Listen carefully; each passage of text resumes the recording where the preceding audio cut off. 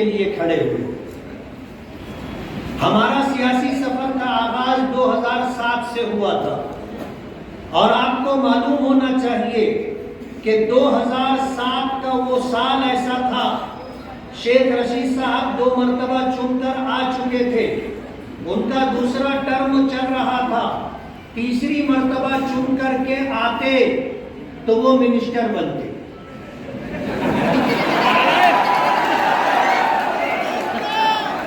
मालेगांव के हालात ऐसे थे कि उनका तोती बोलता था, शहर में किसी में हिम्मत नहीं थी कि उनके सामने खड़ा होकर के बात करता। उनके वर्करों के हौसले इतने बढ़े हुए थे कि लोगों की बहू बेटियों की इज्जतें दांव पर लगी हुई थी। उनके वर्करों के हौसले इतने बढ़े हुए थे कि ऐसा लगता था कि शहर में जंगल राज।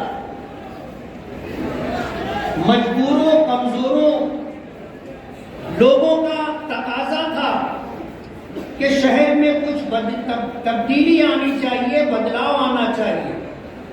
मौलाना जाहिद नदवी साहब, मौलाना मोहम्मद अय्यूब कासमी साहब, ये हजरात दारुल उलूम मोहम्मदिया के दारुल इफ्ता में आए और आकर के उन्होंने एक प्रोग्राम रखा।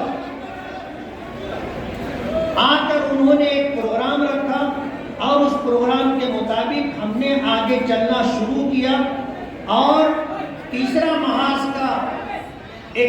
महाज नाम की एक पार्टी रजिस्टर करवा करके हमने कारपोरेशन के इलेक्शन में कदम रखा। अल्लाह ने इज्जत दी।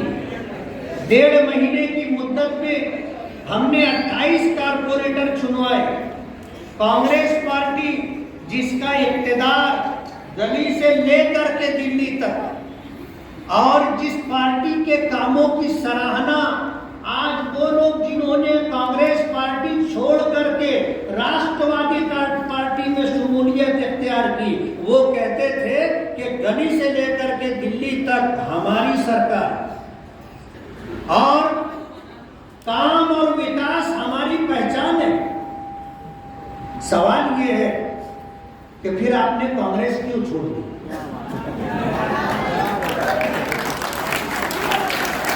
या तो आप जो बात कहते थे वो बात गलत थी, और अगर वो बात गलत नहीं थी तो सवाल हमारा अपनी जगह कायम है कि आपने कांग्रेस पार्टी छोड़ी क्यों? कांग्रेस पार्टी ने आपको 2 मरतबा आमदार बनाया। कांग्रेस पार्टी ने आपके बेटे शेख आसिफ को आमदार बनाया। कांग्रेस पार्टी ने आपको कारपोरेशन में मेयर बनाया। आपकी अहलिया को 1 से ज़ायद मरतबा मेयर बनाया। आपके बेटे को मेयर बनाया। आपके भाई को स्टैंडिंग कमेटी का चेयरमैन बनाया। पार्टी ने आपको क्या नहीं दिया था? इतना सब कुछ मिलने के बाद आपने अगर पार्टी छोड़ी है तो आपको ये जवाब देना होगा, मालेगांव की आवाम को ये बताना होगा कि आपने कांग्रेस के ताल्लुक से जो बात कही थी कि कांग्रेस पार्टी काम करने वाली पार्टी है और कांग्रेस पार्टी गली से लेकर के दिल्ली तक है और हम काम पर यकीन रखते हैं और काम और विकास हमारी पहचान है, फिर आपने ये रास्ता तब्दील क्यों कर दिया? मैं आपको बता दूं बहुत सफाई के साथ, 2007 का इलेक्शन था, 28 सीटें हमने चुनवाई और हम बेसहारा थे। किसी बड़ी सियासी पार्टी का हमको सपोर्ट नहीं था। हम तो अपने रब पर भरोसा करके और आपको साथ लेकर के इस शहर में बदलाव आना चाहिए उसके लिए मैदान में उतरे थे। लोगों ने हम पर एतमाद किया। हम मजहबी, समाजी, इस्लाही और मिल्ली काम करने वाले तबके से ताल्लुक रखते हैं, लेकिन शायद अल्लाह को ये मंजूर था कि सियासी मैदान में भी आकर के हम लोगों का काम करें। अल्लाह की ये मर्जी थी, हम आए, 28 सीटें अल्लाह ने अता की और कांग्रेस पार्टी तमाम तर वसाइल के साथ सिर्फ 29 सीटें हासिल कर सकी। और मैं आपको बता दूं, हमने कांग्रेस के खिलाफ हमने जनता दल के खिलाफ इलेक्शन लड़ा था। अब जब रिजल्ट आया तो हमारे पास शिवसेना ऐसी पार्टी थी कि जिसके खिलाफ हमने इलेक्शन नहीं लड़ा था। हम उनके पास गए और जाने के बाद हमने ये कहा कि हम आपके साथ पेट करके कारपोरेशन के अंदर कामकाज करने के लिए सत्ता बनाना चाहते। लेकिन मुसीबत ये थी कि शिवसेना के लोगों ने हमको तालिबान कहा था कि ये तालिबान है। इलेक्शन में उन्होंने हमको तालिबान का नाम दिया था। हम जब उनके पास गए तो वो लोग सटपटा गए कि ये हमारी ऑफिस में कैसे आ गए। हैरत की बात ये है और आपको खुश होना चाहिए कि वो अपना ऑफिस खाली करके बाहर चले गए, हम अंदर बैठे। बात मालेगांव से नासिक तक देखी। हम नासिक भी गए। नासिक में शिवसेना का इख्तियार था, उनका मेयर था और कारपोरेशन के पीछे उसका बंगला है। उस बंगले के अंदर उस वक्त जो मेयर था वो था। हम गए तो एक तरफ बाला साहब ठाकरे की छत, जमीन से लेकर छत तक की तस्वीर थी और दूसरी तरफ शिवसेना की तस्वीर थी। हम वहां गए, वो लोग भी ऑफिस छोड़ के चले गए। हमने उनके साथ मिलकर के कारपोरेशन में इख्तियार लाने की कोशिश की, लेकिन कहते हैं ना कि माजी आदमी का पीछा नहीं छोड़ता। जो बात कह चुके थे वो उनके गले की हड्डी बन गई। लेकिन एक मोड़ आया कि वो हमारे साथ पेट करने के लिए तैयार हो गए, लेकिन हमारे साथ धोखा हुआ और उस धोखे ने हमको ये सबक दिया कि सियासत में किसी पर एतमाद और भरोसा नहीं करना चाहिए।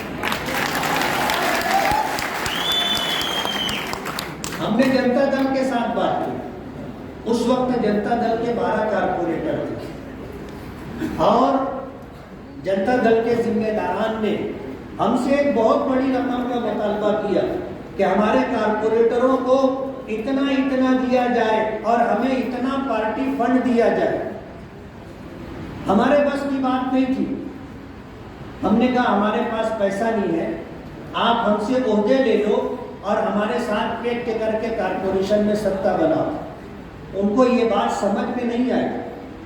कांग्रेस पार्टी के विलासराव देशमुख साहब ने बाबा सिद्दीकी साहब को मालेगांव भेजा और मालेगांव भेज करके उनको हमें इस बात पर आमादा करना चाहा कि हम कांग्रेस के साथ मिलकर के कामकाज करें।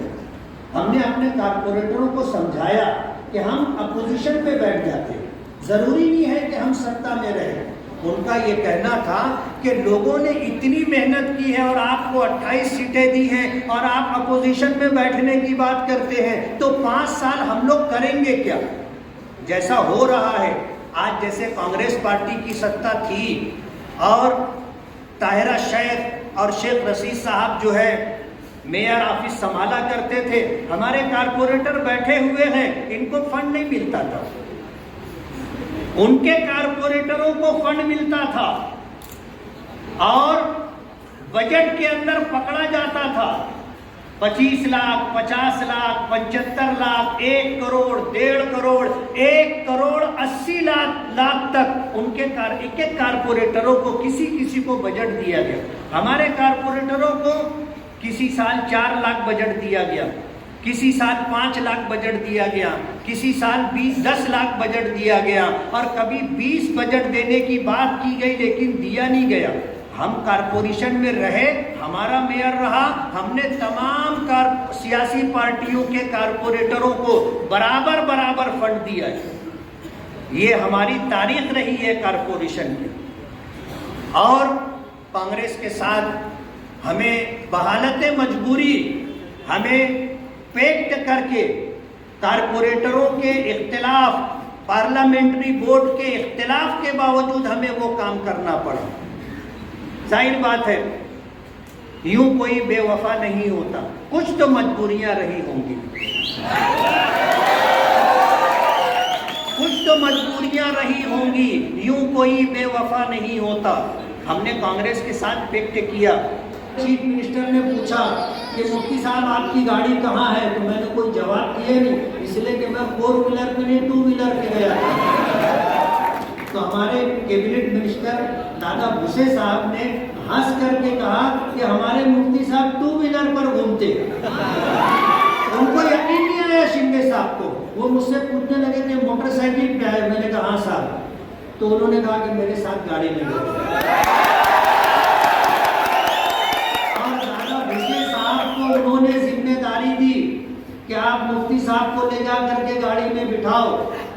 तो चीफ मिनिस्टर साहब के गाड़ी में बैठने से पहले मैं और दादा भूसे गाड़ी में बैठ चुके। उसके बाद क्या हुआ वो मैं आपको बताना चाहता हूँ। अब जो प्रोग्राम था वो इस प्रोग्राम में, उस प्रोग्राम में, उस प्रोग्राम में, जहां जहां वो गए उनकी गाड़ी में मैं बैठा था, मुझे जाना पड़ा। मैं ये तो नहीं कह सकता था कि साहब ये प्रोग्राम में मैं आपके साथ आ गया, अब अगले प्रोग्राम में नहीं जाऊंगा, मुझको नीचे उतारो। मैं नहीं बोल सकता। उन्होंने इज्जत दी। आज वो स्टेट के चीफ मिनिस्टर है, हमें तो उनके पास काम लेकर के जाना पड़ेगा। अब उनके प्रोग्राम में स्टेज पे मैं चला गया तो मुस्तकीम साहब ने प्रेस कॉन्फ्रेंस ले ली, डॉक्टर खालिद साहब ने प्रेस कॉन्फ्रेंस ले ली और एजाज बेग साहब ने कॉन्फ्रेंस ले ली। मुझे समझ में नहीं आ रहा है कि इन तीनों में क्या कनेक्शन है। ये आपको समझना होगा। ये हमारी मजबूरी थी जिसको उन्होंने प्रेस कॉन्फ्रेंस से लेकर के शहर में उजागर करने की कोशिश की। और हमारे माजी डिप्टी चीफ मिनिस्टर साहब आए तो उन्होंने ये बात कही कि ये जिस पार्टी से ताल्लुक रखते हैं वो बीजेपी की बी पार्टी, और इन्होंने बीजेपी का स्टेज शेयर किया। मालेगांव के लोग इतने बेवकूफ नहीं है। आज बी पार्टी होने का इल्जाम हम पर लगाया जाता है।